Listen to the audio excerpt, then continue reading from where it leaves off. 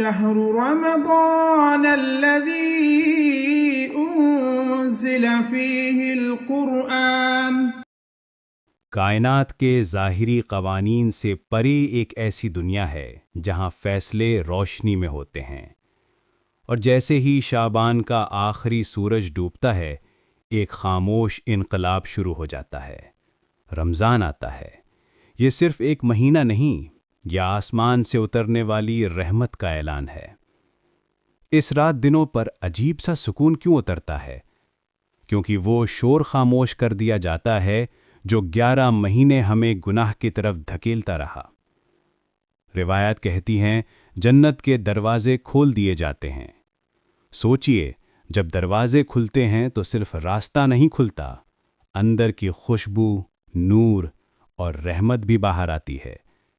فرشتے زمین پر اترتے ہیں، وہ گھروں میں جاتے ہیں جہاں قرآن کی آواز گونجتی ہے، وہ ان دلوں کے گرد حصار بنا دیتے ہیں جو سجدے میں جھکتے ہیں، اور شیطان وہ کمزور کر دیا جاتا ہے۔ سرکش شیاطین جکڑ دیے جاتے ہیں، ان کی سرگوشیاں خاموش ہو جاتی ہیں۔ مگر ایک سوال باقی ہے، اگر شیطان بند ہے تو ہم غلطی کیوں کرتے ہیں؟ کیونکہ ہمارا نفس ابھی آزاد ہے، وہ نفس جسے ہم نے پورا سال خواہشات کی خوراک دی۔ رمضان دراصل اسی نفس کو کمزور کرنے کی تربیت ہے۔ جب پیٹ خالی ہوتا ہے تو دل بھرتا ہے، جب جسم کمزور ہوتا ہے تو روح مضبوط ہو جاتی ہے۔ رمضان ہمیں فرشتوں جیسا بننے کی مشق دیتا ہے، کم کھانا، کم بولنا، زیادہ سوچنا، زیادہ جھکنا۔